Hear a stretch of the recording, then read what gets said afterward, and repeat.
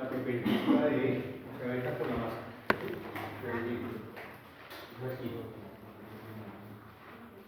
Cuando yo elegí, ¿cierto? Describir lo que pasaba en la superficie de mi cuerpo. Para describir instante por instante el cambio, ¿cierto? De una masa.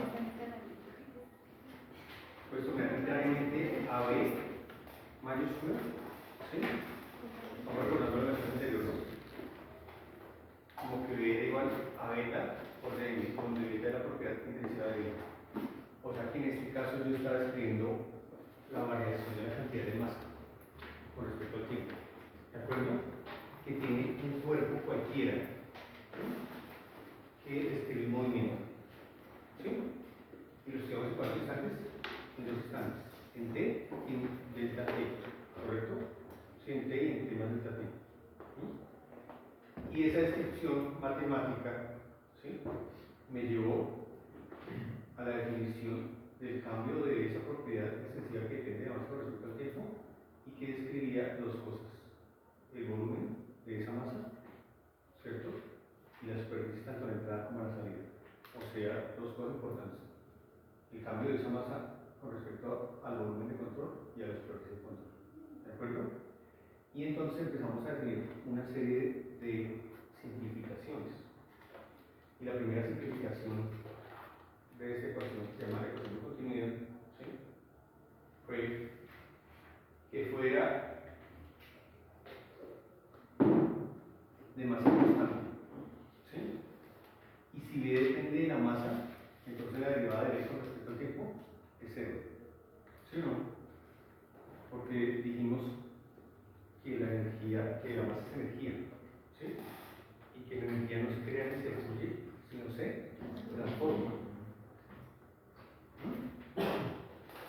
O sea que si la masa es constante por respecto al tiempo, su derivada era 0, y es la primera simplificación que teníamos. ¿De acuerdo? Y entonces a esa ecuación que está igualada a 0 llamábamos ecuación de continuidad integral para el flujo no permanente de densidad variable. Razón por la cual para mí era importante tener en cuenta la densidad tanto en el volumen como en la superficie. ¿Sí? ¿Pero por qué? Porque el flujo era no permanente. ¿De acuerdo? Ya ahorita voy a ampliar un poquito esa idea. Pero si ahora el flujo es permanente, quiere decir que la densidad no es variable, sino que la densidad es constante. Y un cuerpo con densidad constante, pues digamos que en términos generales no cambia su volumen. ¿Sí? Y si no cambia su volumen con respecto al tiempo, ¿para qué me interesa estudiar esto? ¿Sí me entienden? Porque si yo voy y miro el árbol por, y lo veo en 5 años, en 10 años, en 20 y en 30, y ese mismo árbol, ¿tendrá sentido que yo lo hubiera mirado cada 5 años? No. ¿O cada instante? No. ¿Por qué? ¿Qué puedo anotar de algo que no cambia? Pues nada. ¿Qué observación puedo hacer de algo que no cambia? Pues nada, ¿verdad? Entonces digamos que si la masa se conserva, ¿sí?, en términos de la energía, se puede transformar, pero es constante, la cantidad de materia. Pues esta parte deja de ser importante y se vuelve constante. Y al tratar de derivar con respecto al tiempo, a esta parte que es constante se vuelve ¿qué? 0. ¿Cierto? Entonces piense que si esta parte no cambia con respecto al tiempo, ¿sí?, si no existe cambio de almacenamiento con respecto al tiempo, pues entonces deja de interesarme ese cambio del volumen con respecto al tiempo y entonces me dedico solamente a la superficie. ¿Sí? Donde esa superficie representa la diferencia entre las entradas y las salidas. Así fue, muchachos, el taller que ya hicimos. Y el ejemplo del igual creo que es clarísimo. ¿Sí? Donde iniciamos con un almacenamiento de 60 unidades para nuestro embalse, ¿cierto? Y con respecto al tiempo, ese embalse se fue cambiando, ¿sí? Donde había entradas, donde había salidas. Y donde este fue mayor, cuando había unas entradas y salidas, y fue menor en caso contrario, ¿verdad? ¿Sí? Entonces recordamos el embalse. Enero, empezamos con 60, ¿sí? Entran 4 y salen 6. Final del periodo, 58, ¿verdad? ¿Sí? Y eso es lo que escribe según esta ecuación. Que da lugar a la ecuación de continuidad para el flujo no permanente de densidad constante. De densidad constante. ¿Por qué flujo no permanente? Porque las entradas son diferentes a las salidas. ¿Sí? O sea, la cantidad de masa que entra al sistema puede ser mayor o menor, ¿sí? Con respecto al tiempo. Por eso se dice no permanente. Pero si la entrada y la salida es igual, diciendo que en enero entran 8 y salen 8, se llama flujo estacionario, porque la entrada y la salida es la misma. O sea que la variación del almacenamiento por respecto al tiempo es cero, porque no hay cambio en el almacenamiento. Y si el almacenamiento en el mes de enero y febrero y marzo, etcétera, es constante, pues entonces su derivada es cuánto? Cero. Entonces, cuando esta parte resuelve esta ecuación y escribiría la variación del almacenamiento con respecto al tiempo, pues se iguala a cero, ¿cierto? Esta parte matemática la entendemos. Y entonces, ¿qué me queda? Que las entradas son iguales a las salidas. Y dice aquí, si el cambio en el almacenamiento no existe, bien, la ecuación de contingencia para el flujo permanente de densidad constante se iguala a cero, ¿verdad? Y entonces me queda que las entradas son iguales a las salidas.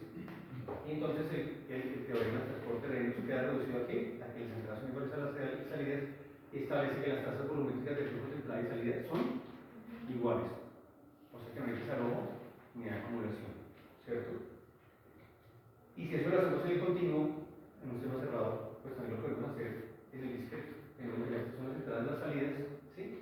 Y que el continuo puede estar muy bien descrito por el discreto, donde yo voy a esto cada delta t, y entonces no lo muevo por puntos, sino lo muevo por pulsos. Y eso es lo que hicimos aquí. Ustedes ya saben hacerlo. ¿Sí? Y saben hacerlo porque ayer todos sacamos 5. ¿No? O sea, decimos muy bien ya esto. ¿De acuerdo? O sea, comprendemos la descripción de la variación del almacenamiento con respecto al tiempo y su respuesta. ¿No? Y que aplicándolo en un contexto físico le llamamos capacidad de detección de la cuenca. Y entonces queda cuánto? La diferencia entre estos dos, ¿verdad? Hoy, esas gráficas que muestran la entrada, la salida, ¿cierto? El histograma de entrada y el histograma de salida con un tiempo de retraso, miren, donde ya sabemos por qué ocurre, porque físicamente la cuenca no permite el escurrimiento de manera libre, porque está cubierta de superficie rugosa, donde la superficie rugosa puede ser pastos, bosques, tierra, ¿sí? O sea, no es una superficie impermeable, también recibe un poco, y se queda acá con un porcentaje importante del 13 algo, y entonces donde la ganancia y la pérdida se comparan. Y viendo esto, ¿qué hubo? Bueno, definir que hubo más ganancia, ¿cierto? Luego la proporción más grande de ganancia que de pérdida. ¿Qué quiere decir eso? Que la cuenca se queda con algo, ¿sí? En ese episodio de precipitación, se quedó con algo. Y ya lo medimos, sabemos que fue el 13%. Y queda muy bien descrito ese episodio de precipitación y la respuesta de la primera es correctiva. ¿De acuerdo? En la creciente. En la que está. La forma en la que responde la cuenca. Primer tramo, ¿culpa de qué? De acumulación. Segundo punto importante, pico. Y tercer punto, o tramo, la recesión. ¿Cierto? ¿Sí? Y esa es la forma en la que responde la cuenca. Hay acumulación. ¿Qué pasa? Esto sigue creciendo y creciendo y creciendo. Pone en riesgo el medio, ¿verdad? Sí, hasta la pérdida de vidas humanas puede llegar. Ya lo vimos en Armero hace 30 años, ¿cierto? ¿Sí? Eso, muy bien. Y posteriormente al pico, la curva de recesión. O sea, esas son las tres partes de la respuesta a una cuenca, ¿correcto? Hoy, apoyados otra vez aquí, entonces, es decir, desde donde comenzamos en la clase anterior, cito la misma ecuación, pero ahora para encontrar la ecuación del momento. El trabajo que hice en la clase anterior para encontrar la ecuación de continuidad, ¿sí? Donde dice que el cambio de almacenamiento con respecto al tiempo es igual a las entradas de almacenamiento, que ya se denomina esa ecuación, ¿cierto? Sí, o sea, la ecuación de continuidad ya la entendemos perfectamente. Y la podemos extender a la parte de tuberías. Si yo la puedo extender, y en la parte de tuberías, en un tubo, pues hay una entrada y una salida, donde hay conservación de masa. Entonces, por esa razón podemos escribir que el caudal que entra al tubo, al volumen de control, es el caudal que sale. Y en el tramo de tubería no hay acumulación ni desalojo. El volumen describe una masa permanente. ¿Sí? ¿De qué forma? Pues puede ser cilíndrica, puede ser rectangular, puede ser cuadrada, el tubo de corriente que forma la superficie sólida de la tubería. Y en la gran mayoría de los casos nuestras tuberías son ¿qué? Circulares. O sea, formamos como cilindros. Con de control de formas cilíndricas, ¿verdad? Pero que yo veo todo el tiempo lo que entra es lo que sale. En los sistemas hidrológicos sí puede haber acumulación o desalojo. Y ya lo vivimos en nuestra realidad. Vimos que el embalse estaba perdiendo capacidad y por eso nos tocó que restringirnos, ¿cierto? Nos tocó restringirnos de su uso corriente que teníamos porque estamos acostumbrados. ¿De acuerdo? ¿Sí? O sea, ya nos tocó a la puerta esa ecuación de continuidad que nos demostró desalojo durante muchos meses y duramos 12 meses de racionamiento para poder ¿qué? Lograr la acumulación suficiente para que el embalse llegara a los niveles de condición normal, o sea, a los niveles de operación normal que puedan suplir la demanda de la ciudad, del consumo de la demanda de la ciudad. ¿Correcto? ¿Por qué? Porque tuvimos veranos intensos, antecedentes a lo que se nos vino después, el racionamiento. O sea que esa parte ya nos llegó a la puerta, ya somos sensibles a eso. ¿Sí? Nos damos cuenta que tenemos vulnerabilidad también con respecto a eso. Y por lo tanto debemos ser algo responsables en el uso y manejo del agua. ¿Quién no metió un balde en la ducha? ¿Sí? Creo que todos no. ¿No? Poco, ¿cierto? Por lo menos para el sanitario, ¿no? Cuando salida de la ducha, por lo menos. Eso. Digamos que se siente uno más responsable si hace algo. ¿Sí? De granito en granito, todos, ¿cierto? El trabajo conjunto, los habitantes de la ciudad logramos suplir como ese bache. ¿Sí? ¿Fue feo? Claro. Se siente uno vulnerable, ¿no? Bien. Hoy, B ya no vale beta por M. ¿Sí? O sea que fíjense la versatilidad de esta ecuación. O sea, este señor Raymond no era cualquier, ¿cierto? Cualquier teórico. No. Fíjense la ecuación, la versatilidad de esta ecuación significa que yo puedo cambiar, es como quien cambia piezas, ¿sí? Como que a una máquina le pone una pieza para hacer otra cosa. Como que por decir algo, un taladro le pone otra broca para ver algo más grande, ¿sí? Entonces él me da la posibilidad de decir que ahora B es M por B, donde B es la velocidad, ¿sí? ¿Y por qué B mayúscula es porque es extensiva? Porque depende de la masa, ¿sí? Y si yo reemplazo a B por la masa y la velocidad y la estoy haciendo con respecto al tiempo, pues yo sé que B sobre D es aceleración. Y por eso dice que va a generar en un momento donde la fuerza es igual a masa por aceleración. O sea que de ahí me describe muy bien el ímpetu, ¿sí?, del flujo que corre.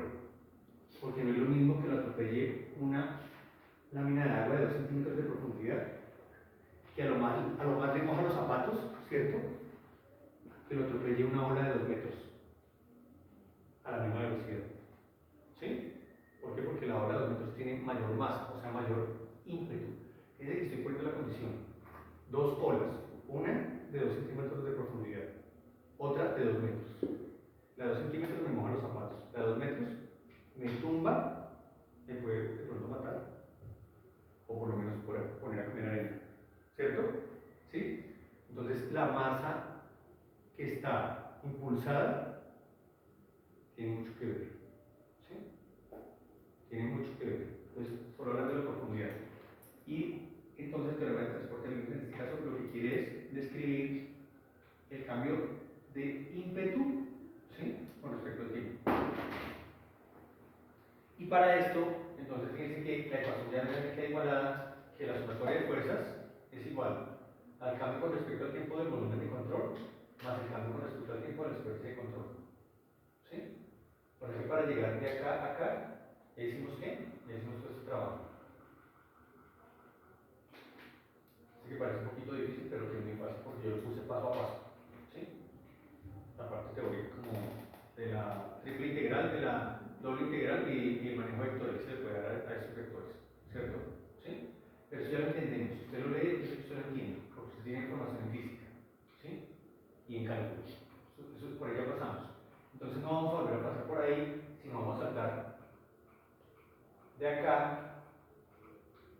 acá, de la igualdad, acá. ¿Sí? Entonces, ¿qué dice esta ecuación? ¿Sí? Cuando cambio B por MB, me queda la ecuación del teorema de transporte que describe ecuación integral de momentum para flujo no permanente y no uniforme. Entonces yo voy a preguntarme, ¿y qué es flujo no permanente? ¿Sí? Entonces flujo no permanente es aquel flujo en el que con respecto al tiempo cambian tres propiedades con respecto al tiempo. Tres propiedades intensivas: la densidad, la presión y la temperatura. Les pregunto yo, ¿será que si yo tengo una escorrentía, ¿sí?, esparcida de profundidad uniforme más o menos, ¿sí? Cuando digo uniforme quiere decir que más o menos tiene la misma profundidad en promedio, ¿no? No fue uniforme, sino tiene que ver con eso, pero ahorita más adelante lo explico. ¿Será que si ha recorrido 200 metros, su densidad, su presión y su temperatura pueden haber cambiado? Sí. ¿Sí? Yo creo que no. 200 metros no. Porque son más o menos a la misma altura barométrica, ¿sí? Donde sabemos que si no cambia la altura, ¿cambia la presión? No, estoy hablando, digamos, de un parqueadero. Escorrentía sobre un parqueadero, o escorrentía sobre una falda de una montaña, ¿sí? O escorrentía sobre un campo deportivo donde hay muchas canchas de fútbol. ¿Será que si yo mido la temperatura aguas arriba de la cancha de fútbol y aguas abajo que tiene 90 metros, cambia la temperatura? No. ¿Por qué? Si la temperatura ambiente es la misma. ¿Sí me entienden? ¿Sí? ¿Cambia la presión? No, porque el campo de fútbol más o menos es plano, ¿no? ¿Sí? ¿Y cambia la densidad del agua? No, porque la densidad en función de qué? De la temperatura. Mayor temperatura para los fluidos líquidos, menor densidad. ¿Sí? O sea, ¿qué cambia? ¿Será que cambia la temperatura, la densidad y la presión de una escorrentía que hay en un campo deportivo amplio? Yo no creo. Y si no cambian, se llama flujo permanente. Entonces, ¿qué dice aquí? Si, ¿qué dice? Si acá, de ρ de t, les leo para que ustedes vean. Es diferente de 0, quiere decir que la densidad es variable. Si de t de t es diferente de 0, quiere decir que la presión es variable. Y si de t de t de temperatura es diferente de 0, quiere decir que la temperatura también es variable. O sea que si la densidad, la temperatura y la presión cambian, se llama flujo no permanente. O sea que si eso es flujo no permanente, ¿qué es flujo permanente? O sea que el flujo al que no le cambia con respecto al tiempo ni la densidad, ni la temperatura, ni la presión. Esas tres propiedades intensivas. ¿Sí? Si no cambian, entonces yo estoy modelando un flujo permanente. ¿Sí? Y si el flujo es permanente, ¿qué pasa con esa ecuación? ¿Que la masa cambia? No. Entonces, ¿a dónde llegamos? Ecuación integral de momento para flujo permanente, pero no uniforme. Y yo ahora voy a preguntarme, ¿y qué es flujo no uniforme? ¿Sí? Entonces, miren que aquí está. Las gráficas lo escriben muy bien. ¿Sí? Flujo permanente y flujo no permanente. ¿Sí? También las características de la manera que la altura cambia. Que me preguntaba ayer en esa clase, diciendo el problema de tanque en hidráulica, ¿no?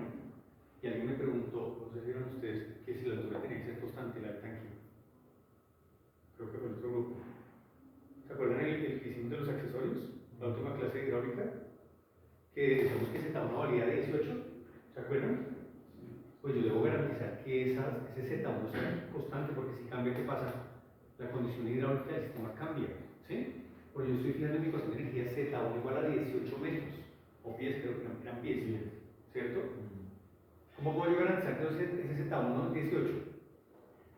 Pues si yo sé que están saliendo, creo que eran 3 galones por minuto, ¿cierto? Por el sistema, pues yo tengo que alimentar ese tanque con cuánto?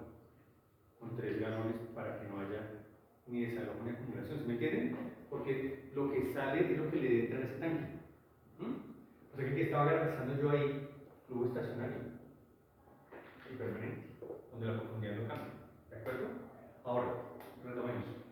¿Qué es flujo uniforme? Si ya sabemos lo que es flujo permanente, ahora tenemos flujo uniforme. Entonces yo he puesto aquí unas grafiquitas, si las he hecho ahí, tratando de hacer lo más claro posible. Y veo vectores de velocidad. O sea que la uniformidad del flujo depende de la velocidad de él y de su profundidad. Pero miremos primero la velocidad. Yo escribo aquí flujo ¿qué? Uniforme. Y si los vectores blancos son vectores de velocidad, ¿qué les veo? Que en cada sección transversal las velocidades son iguales. Yo traté de hacer las flechitas iguales, ¿sí? Copié y pegué 6 veces. ¿Las ven iguales? Sí. O sea que lo que yo quiero decir cuando digo flujo uniforme, que la velocidad no cambia con respecto al tiempo. O sea que yo tengo la trayectoria de un flujo, pero con velocidad constante. ¿Sí? O sea que no se va a llenar la aceleración. No, exacto, entonces la aceleración vale 0. ¿Sí? Porque un delta V, ¿cuánto valdría? V2 menos V1. 0, porque si la velocidad aquí es 1 y aquí es 2 y son iguales, el delta V valdría 0. Y si lo estoy estudiando con respecto al tiempo, pues no hay aceleración, como dice 8. ¿Sí? No hay aceleración. ¿Correcto? O sea que un flujo uniforme es aquel flujo donde la aceleración es 0. Y fíjense que aquí está estudiando aquí, ve con respecto a t que es aceleración. Y todo eso es 0, pues ya no hay ni siquiera cambios en la superficie de control. O sea, la superficie de control es la misma. ¿Sí? Es como, digamos, meter en un sistema que es una olla a presión, una papa, 2 horas a hervir y que la papa salga igual. ¿Me entienden? Igual de qué? Igual de cruda, como la puse. Después de estar 2 horas ahí, ¿me entienden? ¿Sería posible eso? Pues en este sistema no. Pero en este sí, y ya lo voy a explicar por qué. Y entonces cuando no hay cambios ni en el volumen de control porque el flujo es permanente y no hay cambios en la superficie de control porque el flujo es uniforme, pues la ecuación sumatoria de fuerza unitaria igual a 0. Y entonces esta ecuación que está aquí, fíjense la simplificación tan tenaz que tiene. Dice ecuación integral de momentum para flujo permanente y uniforme. Entonces cuando a mí me dicen que yo voy a hablar de flujo permanente y uniforme, pues es una ventaja grande. ¿Por qué? Porque todo esto es igual a 0. ¿Sí? Y cuando esto es igual a 0, ¿por qué es? Porque se da un balance de fuerzas que se contrarrestan. Y en un flujo hay dos fuerzas. ¿Sí? La de ímpetu, que va en dirección al flujo o no. ¿Por qué se da? Por gradiente potencial. Porque yo he visto que el agua va del punto alto a un punto bajo. ¿Qué ejemplifica ese punto alto? El punto de mayor energía potencial contra el punto de menor energía potencial. ¿Hacia dónde va el agua? Buscando el punto de menor energía. Si hay dos puntos, ¿sí? Aguas abajo del punto alto, uno aquí y otro aquí, ¿a dónde va primero? Al más bajo. O sea, donde el gradiente potencial es mayor. ¿Sí? ¿Por qué? Porque hay más velocidad. ¿De acuerdo? O sea que la fuerza de ímpetu o fuerza gravitacional es una realidad, ¿cierto o no? ¿Sí? Claro, un río de montaña no lleva la misma velocidad que un río de planicie, ¿o sí? No, el río de planicie lleva una velocidad moderada, ¿cierto? Pero un río de montaña, ¿cómo es? En su descripción, muy blanco. ¿Por qué es blanco? Porque está muy aireado. ¿Qué quiere decir el color blanco? Que dentro de su turbulencia incrusta aire, ¿cierto? Incluye aire, cierta aire dentro del río. Por eso yo lo veo blanco. También el río de planicie, ¿cómo es? Una masa que se mueve lentamente, ¿no? ¿Sí? Que tiene muchos meandros. ¿Por qué meandros? Porque está buscando cualquier desnivel potencial para poderse mover. Como es planicie, los grandes potenciales son pequeños. En cambio, el flujo de montaña, ¿sí? Nacimiento en el páramo. A los 100 metros de recorrido ya hay 150 metros de desnivel, ¿me entienden? O sea, con mucho ímpetu. ¿De acuerdo? Eso es. Entonces, podemos ya entender, ¿cierto?, esas simplificaciones, y ahora voy a explicar por qué la sumatoria de fuerzas se balancea. Así como existe la fuerza de ímpetu, la gravitacional, ¿sí?, la que lo hace mover hacia adelante, la que hace que el río Magdalena desde uno de los pastos busque bocas de ceniza, ¿sí?, en el Atlántico, uno de los pasos por el páramo de Puracés, ¿cierto? ¿Sí? Como el sur de Huila, y llegué a otra que se dice en el Atlántico, ¿cierto? Es por puro gradiente potencial. Pero hay algo que lo frena, o sea, las fuerzas de fricción. O sea, que se parte fuerzas se enfrentan, ¿sí? Unas que van a favor y otras que van en contra.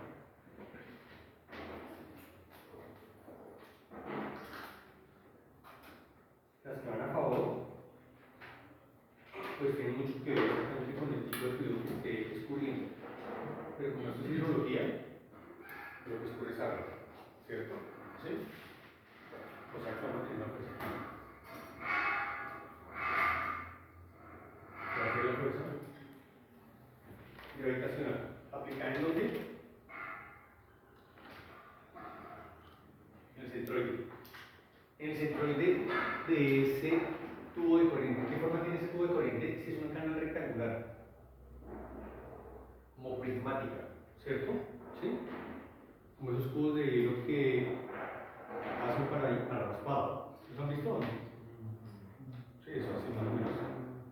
Pero líquida, no sólida. ¿Sí? Pues estoy diciendo que el canal tiene sección rectangular. O sea que si le hiciéramos la perspectiva de esto, pues sería algo así. ¿Correcto? ¿Sí? Más o menos.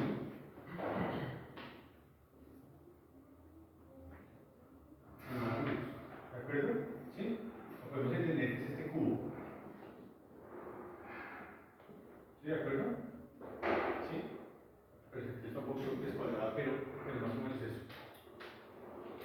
O sea que tengo un volumen, ¿verdad? ¿Sí? Un volumen.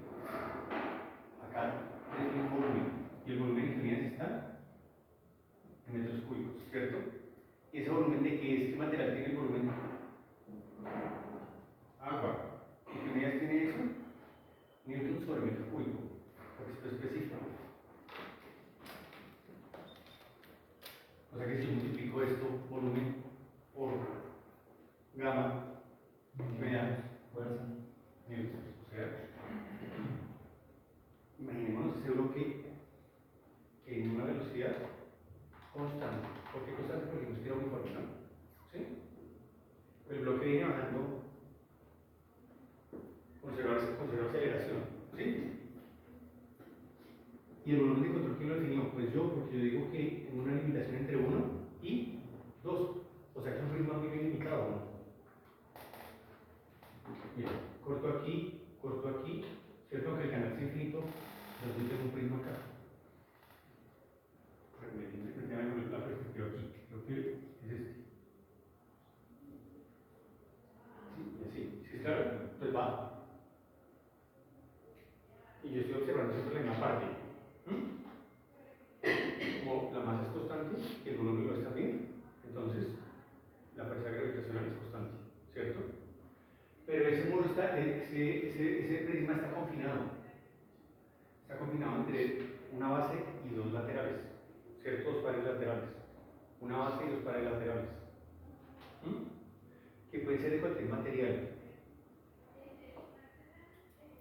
Que puede ser rugoso. Como por ejemplo, ¿qué?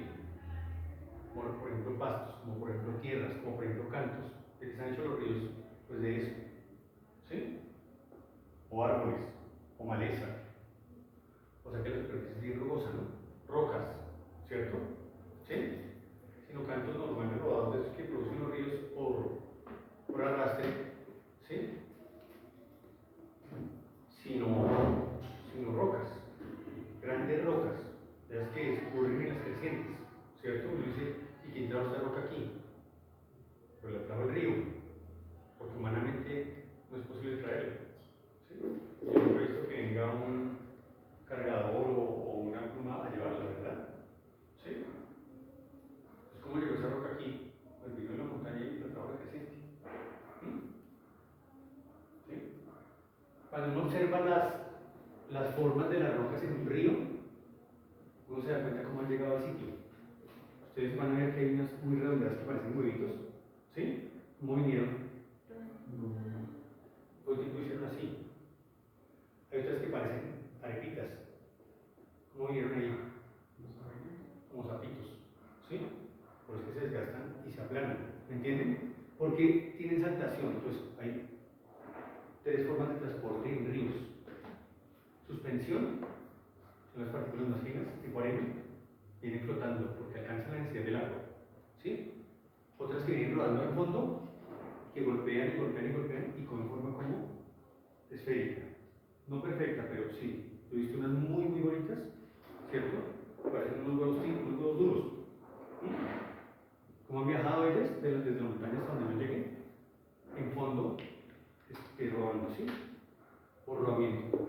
Y otras que parecen arepas, que han venido todo el tiempo. Entonces viene, ¿cierto? El ímpetu del agua, las eleva, vence la gravedad de ellas, ¿sí? La inercia, cuando viene la ola, ¿no? ¿Sí?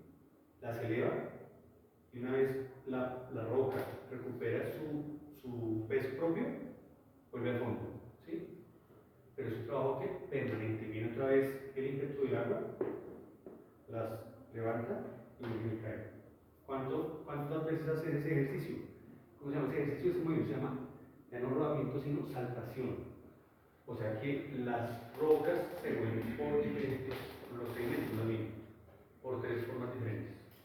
¿Sí? Suspensión, rodamiento en fondo y saltación, o sea la combinación, digamos, de las dos. ¿Sí? Así se mueven los segmentos en los ríos. O sea que definitivamente esto tiene salto. Esto tiene esta fuerza gravitacional. ¿Sí? Pero al tener todos esos elementos de fondo, pues se producen unas fuerzas, un contraflujo en toda la superficie mojada.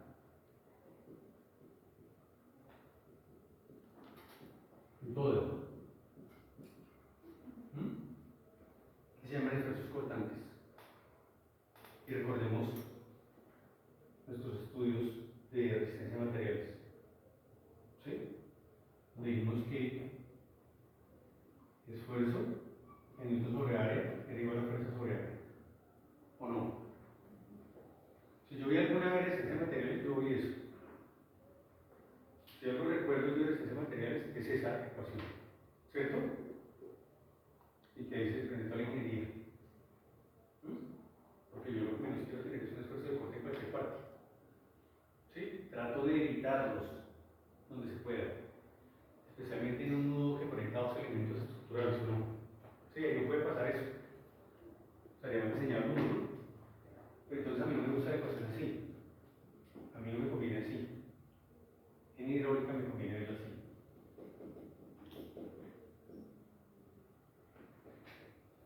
No como esfuerzo, sino como fuerza.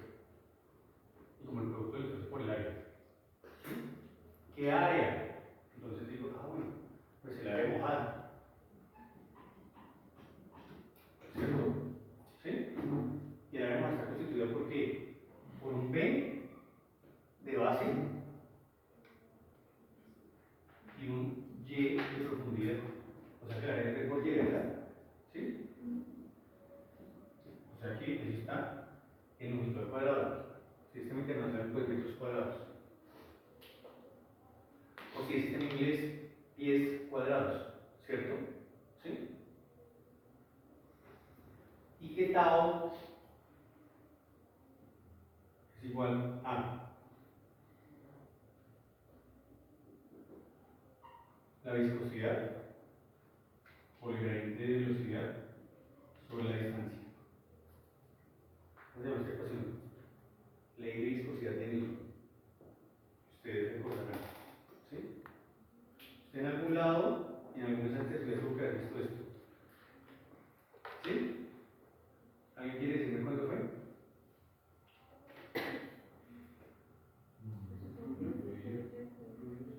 Claro. ¿Sí? O sea, hace 6 meses o menos. Sí, como 6 meses, por esa misma época hace 6 meses. ¿Cierto? ¿Sí o no? Y que definitivamente el agua es viscosa, ¿o no? Sí, porque si no fuera viscosa yo metería la mano en un balde de agua y la mano saldría seca. ¿Se me entiende? Repito, metería la mano en un balde de agua y la mano saldría seca. Si sale seca, pues apague y vamos. Sí, porque algo está pasando. Porque es que el agua es un fluido newtoniano y tiene un comportamiento normal para mi cerebro. ¿Sí? Diferente si yo mezclo fécula y mezclo con agua. Esa vaina me engaña visualmente porque se comporta raro. ¿O no? ¿Lo hicieron en el colegio o no? Y es un fluido no newtoniano. Porque su deformación es contrario al esfuerzo. ¿Sí? En cambio, el agua se deforma de acuerdo al esfuerzo. Si yo palmoteo, pues vamos a la física, ¿sí? Pues aquí parto. A la fécula de maíz mezclada con agua muy bien mezclada le pasa lo contrario. ¿Sí? Si yo le pego duro, ¿qué pasa? No se deforma. En cambio, si le dejo un pasito, es contrario. Si es contrario a ese comportamiento, se llama fluido ¿qué? No. Y entonces por eso se llama esto ley de viscosidad de Newton, donde dice que a mayor esfuerzo, mayor deformación. ¿Sí? Entonces, si palmoteo el agua suavecito, apenas hago así, bonitas. Pero si hago así, pues explico a todo el mundo se va a grabar a la piscina y sí, y lo hacen a uno lado por mamón. ¿Cierto o no? ¿Sí me entienden? En cambio, cuando yo le pego un puño con fuerza a un depósito de fécula de maíz con agua, o sea, maicena, se llama comercialmente, no sé nada. ¿Sí? Experimentación, digamos que en Colombia tuvimos oportunidad de verla. Los que no, dejan de hacerlo, o sea, no se puede ir a este mundo sin ver que es un fluido newtoniano. Algo similar pasa con la salsa de tomate. ¿Sí? Si yo le hago ese pasito y es fluido. Pues yo le hago duro, ¿qué pasa? No, nada sale. Sí, hasta de pronto es que se desprendí. Pero inicialmente con mucho pelo, ¿no? ¿Sí? Es un fluido no newtoniano también. Entonces, si el agua es newtoniana, ¿cierto? Y el esfuerzo es directamente proporcional a quién? A la deformación. ¿Sí? Donde la viscosidad es igual a ese granito.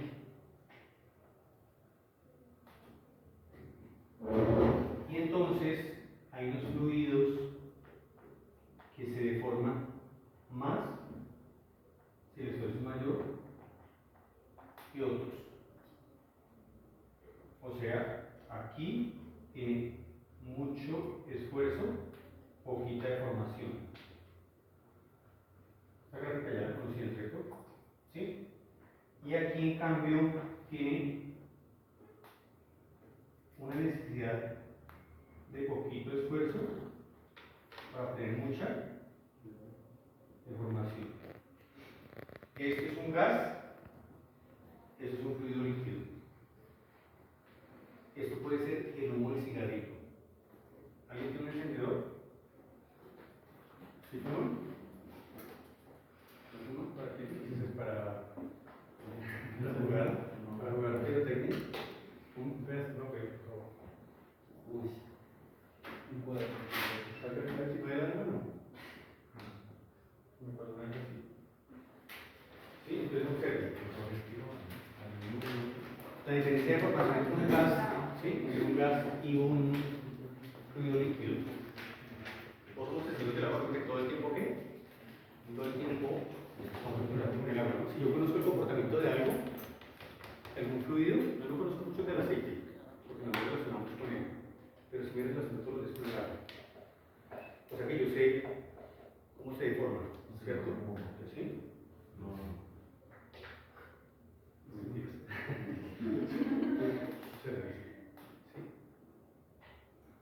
Eso es lo mismo corriente, es igual así. Pero yo lo hago así, es su deformación. Con poco, ¿sí? Con poco, esto es deformación. Esto es deformación, perdón. ¿Cómo responde? Con una deformación amplia, ¿sí? Trata de tomar unas trayectorias, pero como los esfuerzos de fricción del aire producidos por el aire, porque son densidades distintas, ¿sí? Por eso no va con trayectorias bien definidas.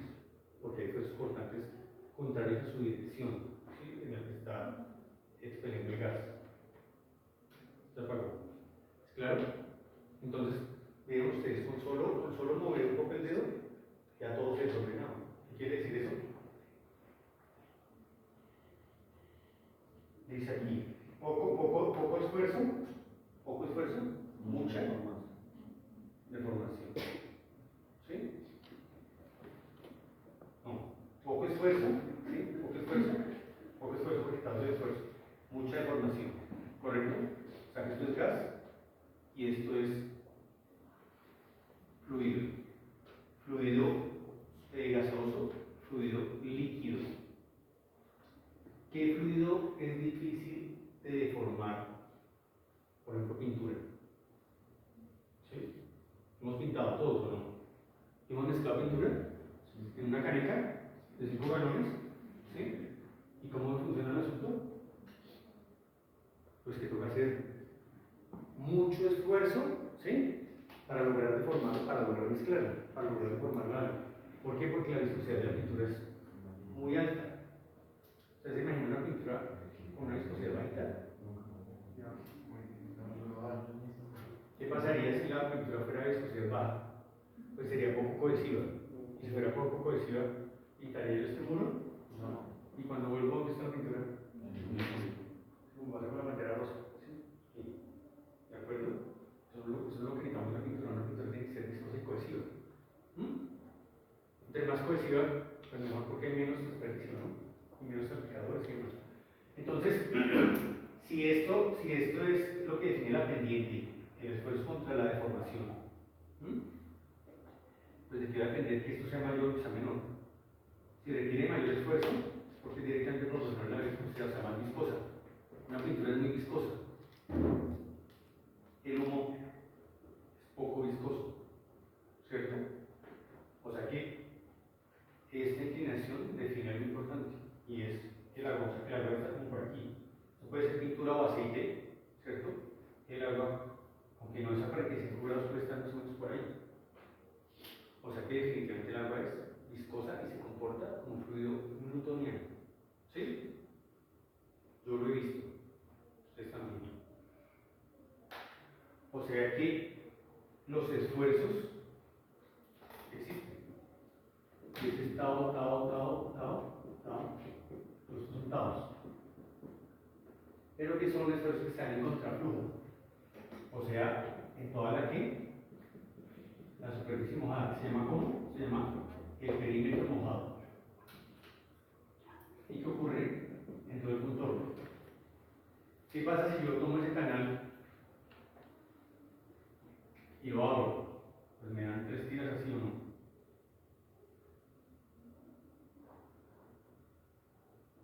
Acabo de desarmar este canal. ¿Sí esto? ¿Qué quiere decir que hay de contacto todo esto? ¿Cuánto tiene de base? El perímetro mojado. ¿Cuánto tiene de alto? Pues la longitud del canal. O sea que la área de contacto del fluido es P por L. ¿Es verdad o no? Y en todo P por L se producen esos caos. ¿Sí?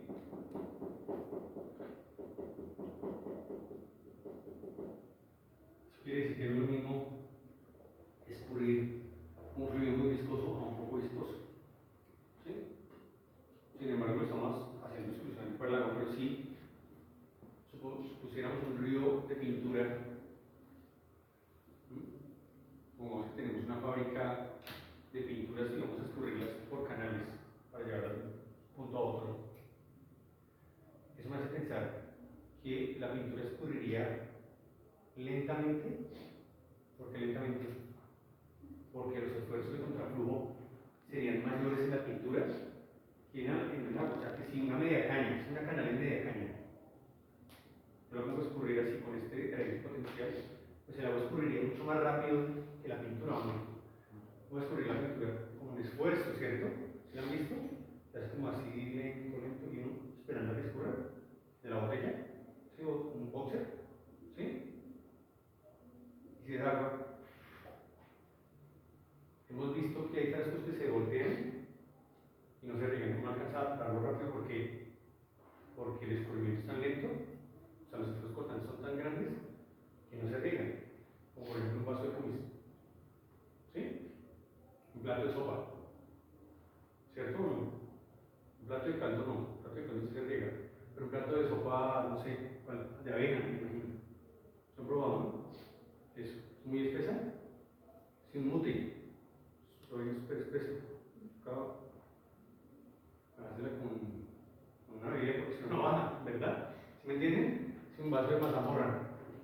muy espeso, pero un vaso de agua, los esfuerzos constantes son distintos. Y es por esta razón, ¿de acuerdo? O sea que esto depende de quién, de la viscosidad del fluido. Claro, es que es directamente proporcional. El esfuerzo es directamente proporcional a la viscosidad y a la deformación. Por su fluido newtoniano. Aquí está la ley de viscosidad de Newton.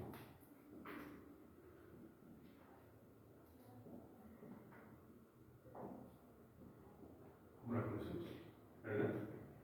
Dice que el esfuerzo es igual a mu por dL, ¿sí? Donde L es la distancia a la cual se está la superficie rugosa. ¿Qué quiere decir eso? Que si L es pequeño, estoy cercano a la superficie rugosa. Pequeño es el denominador. Si el denominador decrece, ¿qué pasa con la fracción? Crece. Cuando delta L tiende a 0, ¿qué pasa con delta B sobre delta L? ¿Tiende a infinito o no? ¿Sí? ¿Está en cálculo? Si delta L tiende a 0, pasando a la fracción,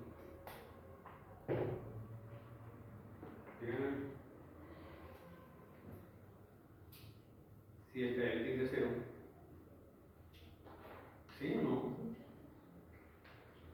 Entonces ya lo vamos aquí. 1 sobre 10. Entonces, 0, 1. ¿Sí? 2 sobre 1. 1. ¿Sí? Entonces, ¿de cuánto vimos? ¿A cuánto vimos? De 0, 1 a 1. 10. Sí, porque es 1 sobre un décimo. Y el 0 sobre medio es 10. ¿Cuánto es esto?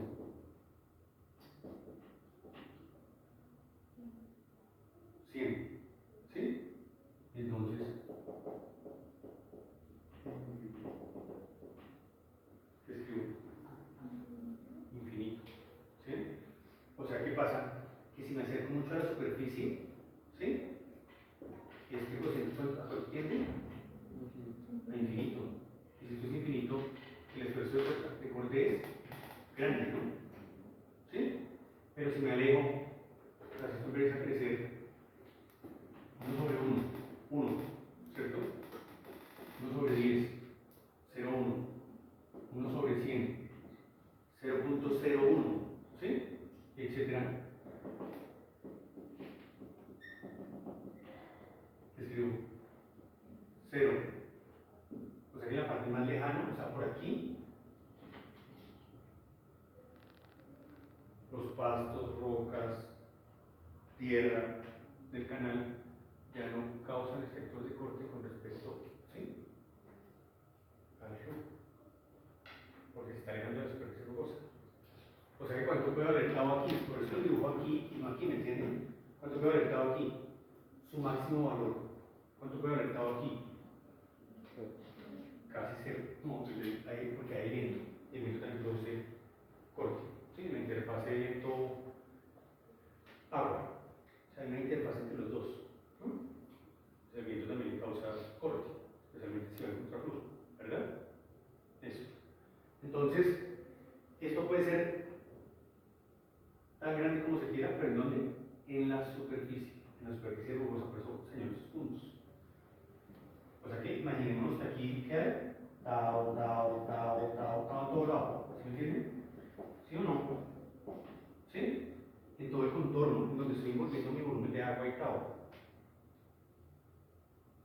Y si yo reemplazo tau aquí, entonces llego aquí, fuerza es igual a tau, mu, pues delta B sobre delta L y por el área, que es P por L. ¿Y qué dirección tiene? Hablando de vectores. Contrario a la fuerza gravitacional. O sea que aquí está F, ¿fuerza de qué? De fricción, ¿sí? Que es la que teóricamente le da la explicación a que cuando yo impulso fluido, en algún momento se detiene o no. ¿Por qué? Porque si no lo sigo impulsando, los fuerzas constantes ganan. ¿Qué pasa si yo lo impulso más y más y más? Pues venzo los esfuerzos cortantes, los venzo. Y digamos que teóricamente el fluido seguiría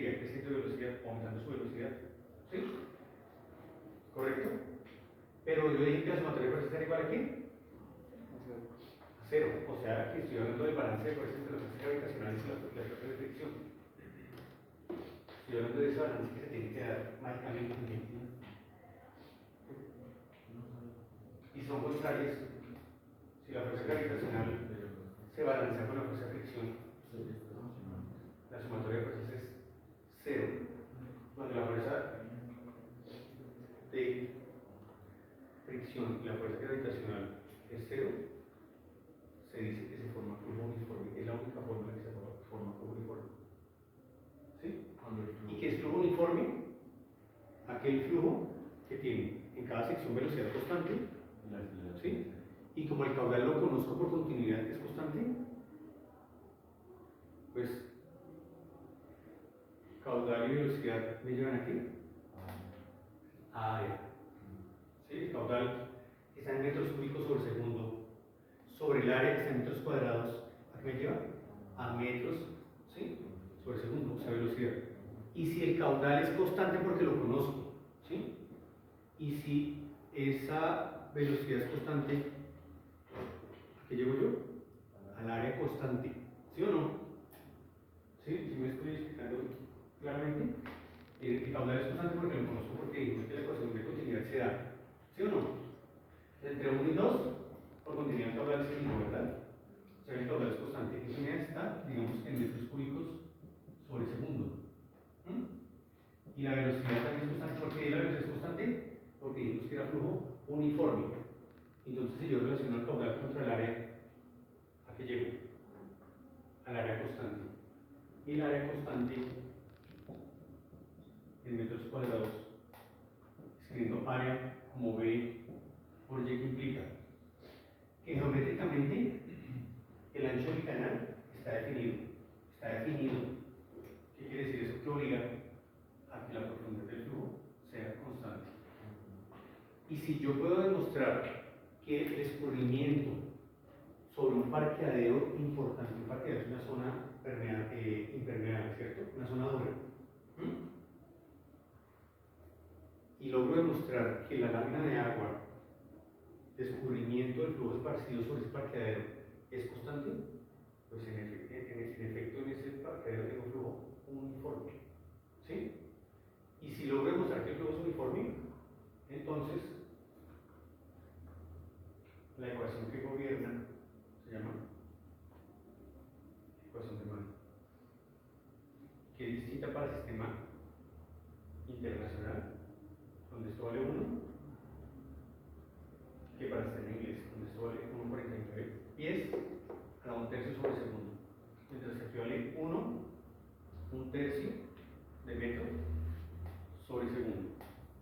Y la ecuación de Mann es la que se usa para modelar el flujo a superficie libre, donde se desarrolla flujo uniforme.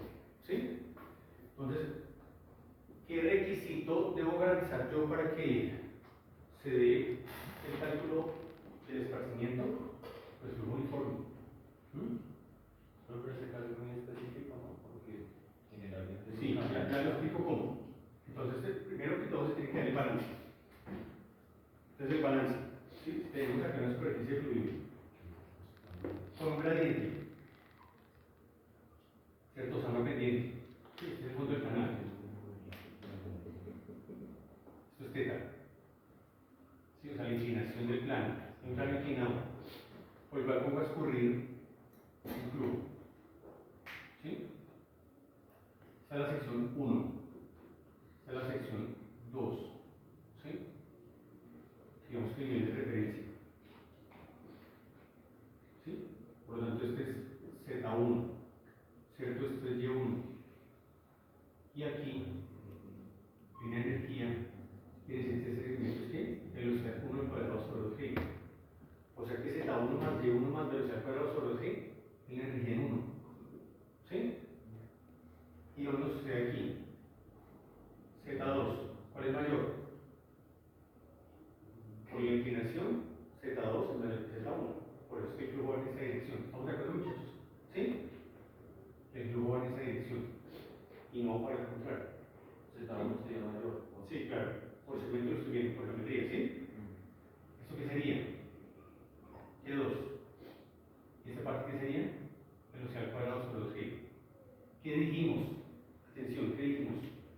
Que el flujo era uniforme. Y el flujo uniforme obliga que ¿qué? Que la velocidad en 1, ¿cierto? Y si la velocidad en 1 es igual a la velocidad en 2, obliga que el área sea igual. Y si el ancho es constante, las profundidades son iguales, o sea que Y1 es igual a Y2, ¿cierto? Obliga, ¿sí? O sea, estos dos son iguales. O sea que lo único que es diferente, Z1 y Z2. ¿Gracias a qué? A la inclinación. Y si esto es L, ¿sí? Y esa inclinación es baja, pues se forma un triángulo así, donde L y L' son casi iguales, ¿o no? ¿Por qué son casi iguales? Porque este ángulo Z es muy pequeño, ¿cierto o no? Porque este KH es pequeño. O sea que L puede ser SF. Y SF va a ser igual a Z1 menos Z2 sobre L. Sí, puede ser, ¿cierto? La pendiente es cateto opuesto sobre cateto adyacente. ¿Sí? Por la gente de teta. Y Z1 menos Z2 yo lo puedo llamar la diferencia entre los dos puntos. O sea que lo vamos a encontrar en la ecuación que encontramos en hidráulica. Dependiente hidráulica que decíamos que era J. ¿Se acuerdan? La J es igual a la pérdida de energía por unidad de longitud. Esa misma. Entonces resulta que pasa que se nos está cruzando todo porque las ecuaciones son las mismas. ¿Sí? Y veo, entonces, cumplimiento, ecuación de continuidad, ya sabemos dónde viene. Si los caudales son iguales, y las áreas y las velocidades son iguales, las velocidades son iguales. Y tengo función de flujo uniforme. ¿Sí? La energía no se sube la energía en 2, ¿sí? Mientras yo le subo el delta H. Si esto es energía en 2, y le subo este pedacito, y este concepto ustedes ya me lo entienden, yo puedo escribir que 1 es igual a 2 más delta H, ¿cierto? Y que 1 ¿qué es? La altura potencial en 1, la profundidad de la lámina de agua en 1, y la cabeza de velocidad en 1, que es igual a la energía potencial por elevación en 2, profundidad de la lámina en 2, que es igual a Y1, y la velocidad al cuadrado sobre 2G, o sea, cabeza de velocidad en 2, por flujo uniforme, son iguales.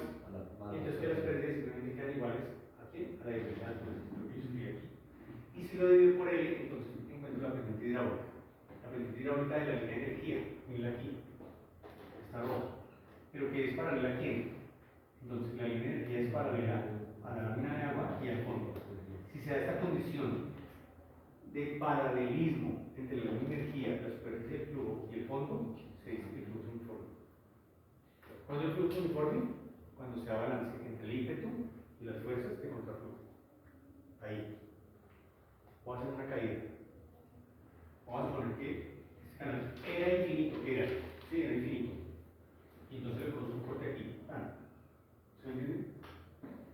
¿Sí? Venía el flujo uniforme. ¿Por qué venía el flujo uniforme? Porque esta cosa va balanceada. La fuerza gravitacional contra la fuerza de fricción, ¿cierto? En este eje. ¿Sí?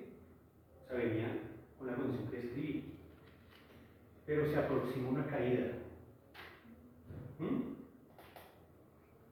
Una caída que hace que el flujo deje de ser uniforme. ¿Por qué? Porque la caída hace que las fuerzas gravitacionales le ganen a las fuerzas de fricción. Y entonces se da un desprendimiento de esa condición y el flujo se deprime. ¿Se deprime es qué? Exacto. Que pierde altura de la lámina de agua. Mire, este delta se prima como nombre. O sea, pierde la condición de uniformidad, ¿sí? Y esa condición que era de flujo uniforme, ahora se vuelve de flujo gradualmente variado. ¿Por qué? Porque en este punto las fuerzas gravitacionales son mayores que las fuerzas de fricción. O sea que se pierde el balance que yo había escrito antes. ¿Sí? Al perder ese balance, pues entonces las fuerzas gravitacionales, al superar las fuerzas de fricción, hacen que la lámina de agua se deprima. ¿Qué sucedería al contrario? Y la reflexión fuera mayor. Sí. Cuando avanza, ¿no?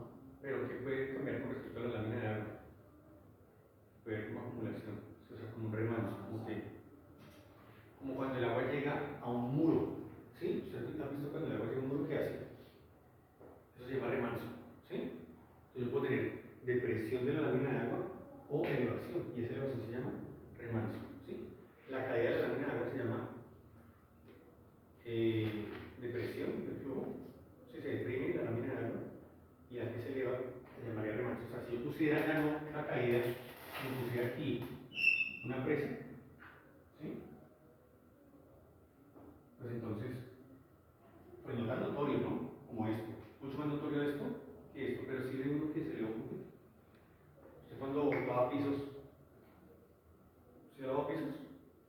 Sí, todos los domingos, ¿cierto?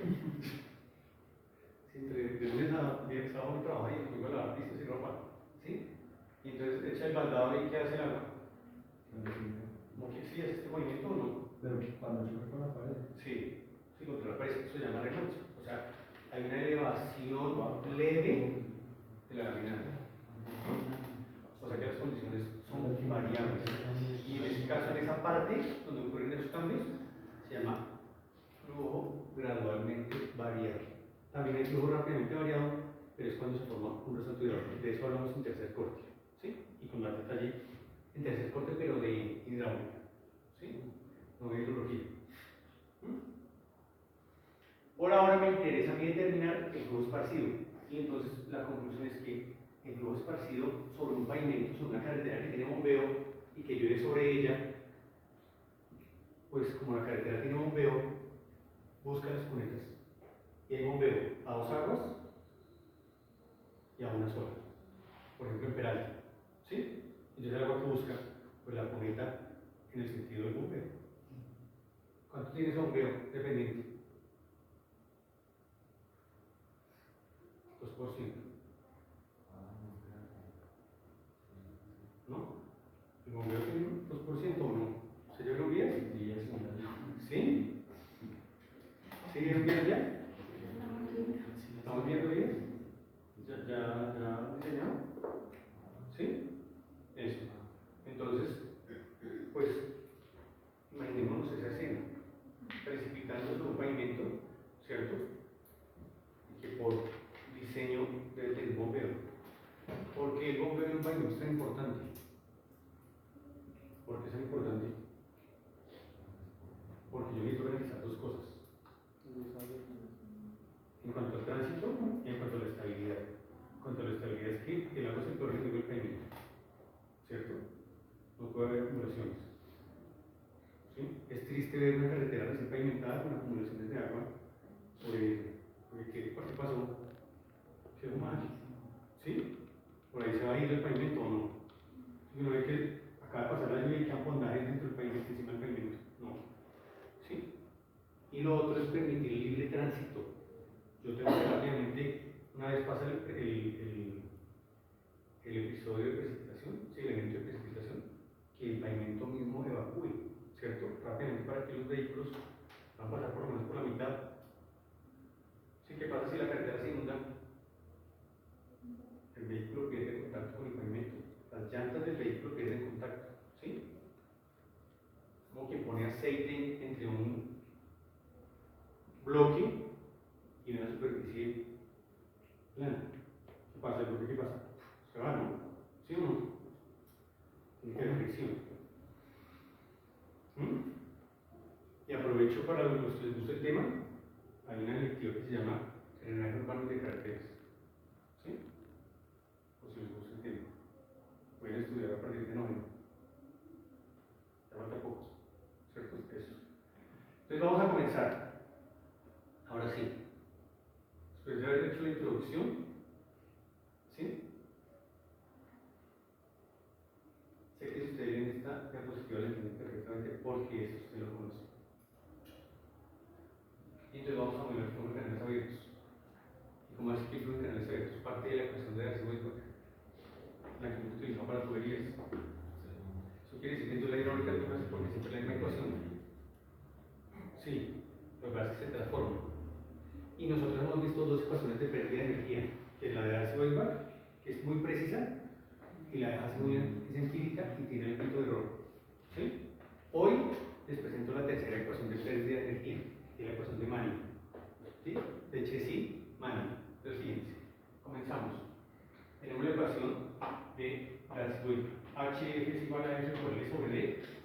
velocidad al cuadrado sobre g, que relaciona un factor de fricción, ¿sí?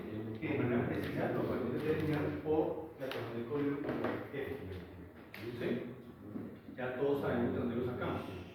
Hay otras ecuaciones, sí, como la de Halley o como la de Sui-Millén, ¿verdad? Pero nos da un errorcito leve del 2%, decimos, ¿verdad? Y que sabemos que L es la longitud del flujo del diámetro hidráulico y del cuadrado sobre la cabeza de velocidad, ¿cierto?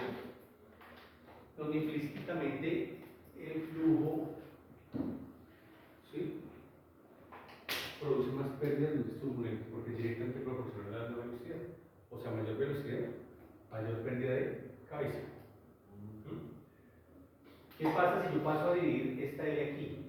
La L que está aquí la paso a dividir aquí. Se me queda HF sobre L por definición, ya sé que se llama pendiente hidráulica o pendiente rugosa o de fricción, ¿cierto? O sea que yo puedo escribir la ecuación de Darcy-Weisbach en términos de la velocidad y de raíz cuadrada y en términos de la pendiente rugosa.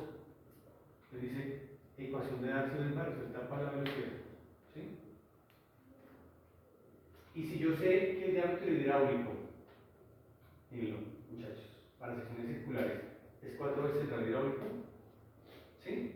Entonces puedo escribir de cuartos en función del radio hidráulico. ¿Sí? Eso lo sabemos, ¿no? Hemos dicho que el diámetro hidráulico es 4 veces el radio hidráulico. Por lo tanto, el radio hidráulico es de cuartos. ¿Sí? ¿Y qué radio hidráulico es igual a el área mojada, que es lo que el agua moja, sobre el perímetro mojado? ¿Verdad?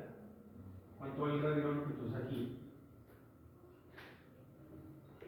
En mi análisis. El área B por Y, ¿cierto? ¿Y el perímetro?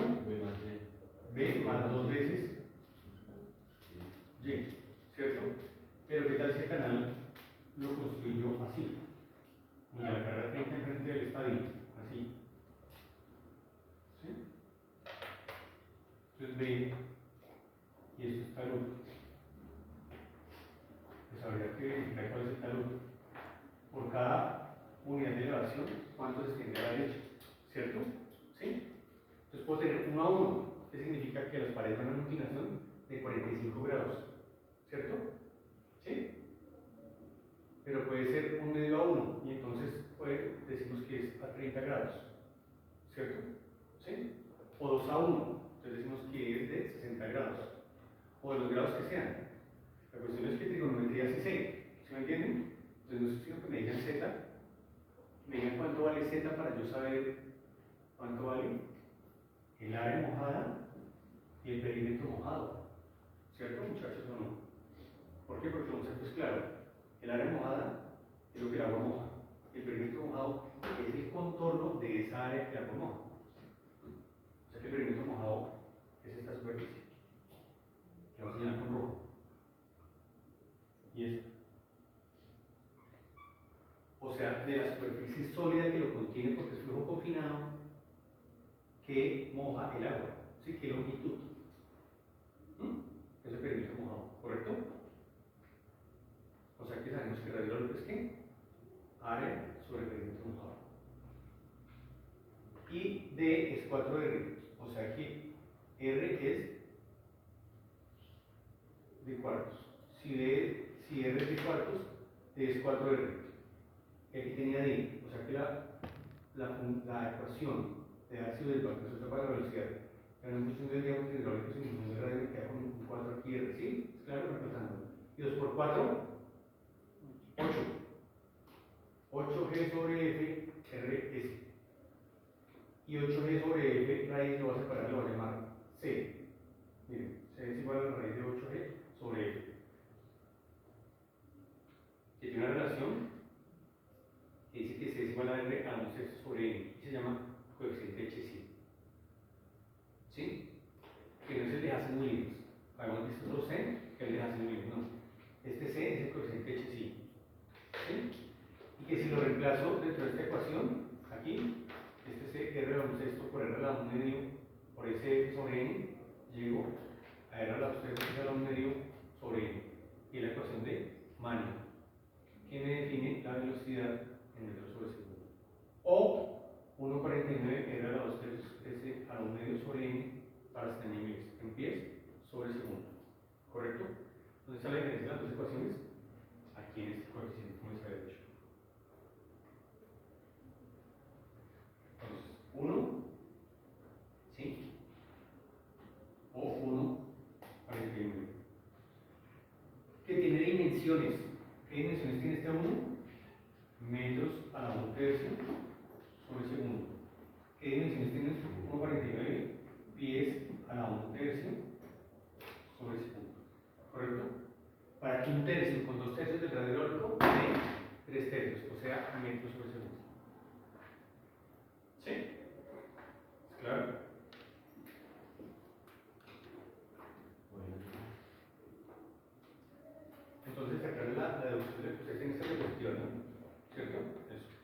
Entonces, lo he hecho paso a paso, señalando ahí por donde vamos, hasta llegar a las ecuaciones. ¿Sí? ¿Y qué vemos en estas ecuaciones? Radio hidráulico, que ya sabemos que es área sobre perímetro mojado. Genética hidráulica, que sabemos que es H sobre L. O sea, la diferencia potencial Z2 menos Z1, ¿cierto? ¿Sí? Y sobre la longitud del canal. ¿Qué vemos de nuevo?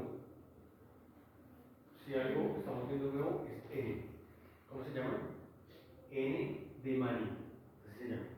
Coeficiente de rugosidad de Manning. ¿Sí? Y entonces, esta es la tercera ecuación de pérdida de. Completamos entonces hoy la tercera ecuación de pérdida de energía. Tenemos Darcy-Weisbach, Hazen-Williams y Chessy-Manning. ¿Sí? Todas sirven para lo mismo, pero se tiende a la modelación en tuberías se hace muy bien en agua con Hazen-Williams y Darcy-Weisbach en tuberías, y en canales Chessy-Manning. Por eso esta ecuación es la que modela flujo en canales abiertos. ¿Sí? Y entonces en canales abiertos yo puedo tener dos tipos de canales: el confinado, flujo confinado, que es el que tiene paredes laterales, como en un canal físico, que tiene base y laterales, se llama flujo confinado, o flujo no confinado o abierto. ¿Cuál es aquel? Es aquel flujo abierto o no confinado, aquel que no tiene laterales. ¿Sí? Como por ejemplo la escorrentía en una planicie. Nunca tiene laterales, por su ancho infinito, ¿sí? ¿Cómo se mueve ese flujo? Por metro de ancho o por pie de ancho, dependiendo del sistema de unidades, ¿correcto? ¿Sí? O sea que cuánto vale la B, cuánto vale B en un flujo no confinado. Pues vale eso, porque si el fondo del canal es este, y esto es así, ¿se entienden?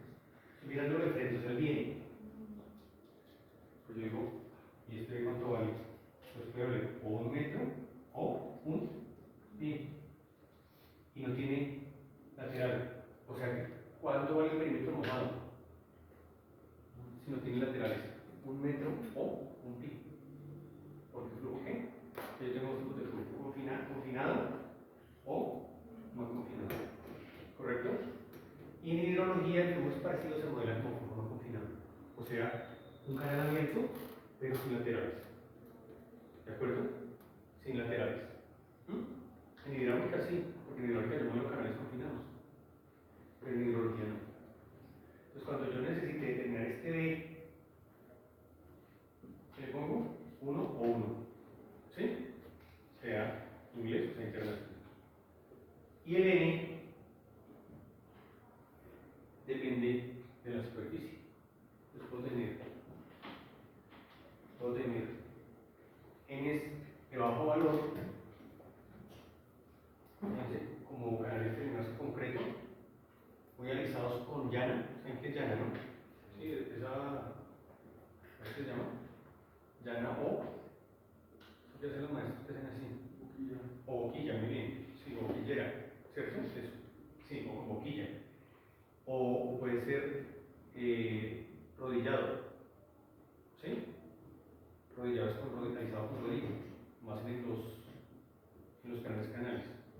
¿De acuerdo? ¿Sí? Si el área es pequeña, pues con llana queda perfecto. Si el área es grande, toca arrodillado. ¿Sí? Y si es muy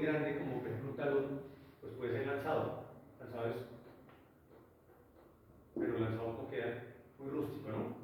¿Sí? Eso. Entonces fíjense que la superficie de acabado es muy distinta. Entonces podemos tener desde 0012, concreto con grava y demás, piedra, riprap es con pedazos de piedra en diferentes direcciones 0033 y muy rugosos, árboles densos 0100. Les va aumentando de valor. SN yo lo tengo en función de F, que es el internacional, y tiene una relación empírica más o menos de esto, de la raíz cuadrada de F sobre 8G, R a la 1 sexta. ¿Qué es F? Es el factor de fricción de Colebrooke-White, que sabemos determinar. ¿Sí? ¿Y qué dice la condición?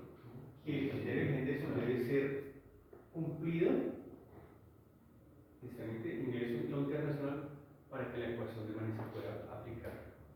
Si esto no se cumple, o sea, si el producto de N a la 6 raíz cuadrada de RSF es menor que 1,9 por 10 a la menos 13 en sistema inglés, o menor que 1,1 por 10 a la menos 13 en sistema internacional, no se puede aplicar la ecuación de Mann. O sea que para poder aplicar, yo lo primero que hago es que verificar si el flujo es turbulento. Claro que en un río flujo es la manera laminar, ¿sí? Ni siquiera el flujo en lámina. El flujo en lámina, ¿cuál es? Aquel que yo veo sobre una superficie muy lisa, muy plana, muy transparente, ¿sí? Lo han visto, ¿no? Que se ve como uniforme, que vea así, como en láminas. Eso es flujo en lámina. Ni siquiera laminar, es turbulento. Un flujo laminar en canales abiertos debe tener un Reynolds por debajo de 500. Un Reynolds por debajo de 500 es muy difícil de alcanzar. ¿Sí? En tuberías de cuánto tiene que ser para laminar? Menor de 2000. En canales menor de 500. ¿Sí? O sea que el flujo laminar en canales abiertos es muy raro. Es muy común el flujo turbulento. Y si el flujo es turbulento, también obliga a que se cumpla esa condición para poder aplicar la ecuación de Mann. ¿Sí? Entonces, ¿qué pasa si el criterio de Henderson no se cumple? Entonces tenemos aquí, donde venimos, la ecuación de ácido para resultar para la velocidad, que ya ustedes la tienen, el número de Reynolds 4B por D sobre Ni, o en función del radio hidráulico 4BR sobre Ni, ¿sí? En vez de tener en función de D, tenemos en función de 4BR. La velocidad relativa, hemos dicho que es epsilon sobre D, aquí la tenemos en función del radio hidráulico, o sea, rugosidad absoluta sobre 4 veces el radio hidráulico, sí, esa es la rugosidad. Y el factor de fricción para Reynolds por debajo de 2000 es ya no 64 sobre Reynolds, sino que 96 sobre Reynolds. O sea que en tuberías el flujo laminar se mueve distinto que el flujo en canales laminar. Porque el flujo laminar en tuberías es 64 sobre Reynolds. En canales es 96 sobre Reynolds para un canal que tiene flujo laminar. Aquí porque es condiciones ancho, infinito y superficie muy lisa. Por ejemplo, el flujo sobre un vidrio. ¿Sí? Pero si yo fuera científico, lo modelaría. Pero si yo soy ingeniero civil, ¿para qué flujo sobre un vidrio? ¿Sí me entienden? Entonces, que yo quiero hacer por ahí un acuario espectacular o.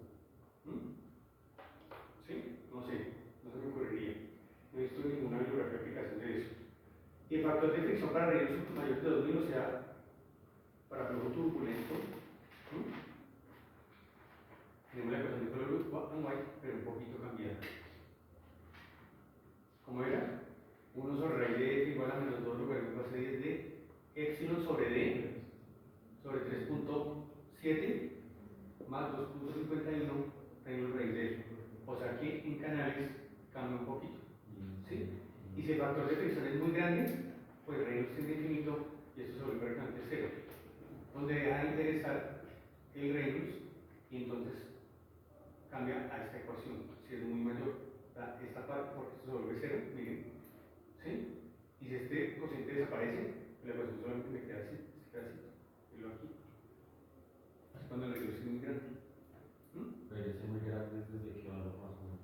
Grande es mayor a 10 a la 6, cuando están las curvas desde debajo del muro paralelas. Recuerden que yo les decía, flujo plenamente desarrollado, cuando las curvas de turbulencia se vuelven paralelas, el número de Reynolds deja de importar. ¿Sí? Y el epsilon puede ser calculado a partir de el radio hidráulico, del número de Manning y de un factor phi, donde phi vale 1, normal, o 1 parece 9 si es unidades inglesas. La viscosidad dinámica que la necesitamos para la raíz, pues aquí está, dependiendo que la temperatura, la viscosidad del agua. O sea que la podemos buscar ahí. Ahí está el diagrama de Moody, miren que es una turbulencia plenamente desarrollada. Sí, o sea que a partir de más o menos cuánto, como 10 a la 7, ¿sí? Si esto ya se vuelve recto y paralelo, o sea que dejan de importar ellos porque las curvas se vuelven paralelas. Aquí importan mucho, miren, que son muy curvas. Ya sabemos cómo se usa esto, ¿no? Entramos por aquí y nos dejamos llevar a la izquierda. Y encontramos el filo. Eso ya la partida ya lo hicimos. Y aquí el ejemplo. Dice, atención, entonces, lo que dice es cómo se aplica. Dice, existe un flujo que forma un canal rectangular de 200 pies de ancho, con pendiente de fondo del canal de 0,03%, y coeficiente de Manning de 0,015. Si la profundidad es de 5 pies, calcule la velocidad y el caudal del que el flujo está completamente turbulento, de tal manera que la ecuación de Manning sea válida. Que la ecuación de Manning sea válida, calculamos el criterio de generación. ¿Sí? N a la 6, RSF. ¿Cómo calculamos R? Área sobre perímetro mojado. ¿Cuánto vale el área? Dijo aquí que va a ser 200 pies de ancho por 5 pies de profundidad. O sea, 200 por 5. ¿Cuánto vale el área? 1000. ¿Cierto? ¿Cuánto vale el perímetro mojado? 210. ¿Sí o no? 1000 y 210 da el radio árico es de 4,76. El profe de esa cosa sí está bien. 5 y 5, 10 y 200, 210. ¿Qué es eso? Perímetro mojado. ¿Qué les dije aquí? ¿Base más? 2 veces Y. ¿Cierto? ¿Sí? Todos entendemos de dónde sale ese 476, muchachos. La adición entre 1000 y 210. ¿Cierto? Miren, 1000, 200 por 5, base por altura, área y radio hidráulico. 5 más 200 más 5. 476, ¿claro? Sí, ¿verdad? ¿Sí? Muy bien, tenemos radio hidráulico. Dice, pendiente del canal, 0,03%. Están términos porcentuales, luego pasar a términos ¿qué? Relativos. O sea que 0,03% es 0,303 en términos relativos o absolutos. ¿Sí? Con N de 0,015. Aplico la ecuación de Manning y les digo a ustedes que en el sistema inglés el coeficiente era 1,49 y esto me da la velocidad. Me pedían, verifique, calcule la velocidad y el caudal. Si tengo la velocidad por área, tengo el caudal en pies cúbicos por segundo, CFS, ¿cierto? ¿Sí? Y ahora voy a verificar, y verifique que la ecuación de Manning es válida. Voy a verificar si el criterio de generación cumple. ¿Cumple? 4.3 por 10 a la menos 13 es mayor que 1.9 por 10 a la menos 13. O sea que sí, cumple. Y así se aplica la ecuación de Manning. Y ya. Eso es todo que tenemos que ver para modelar flujo superficial. ¿Sí es claro? En condición de flujo uniforme.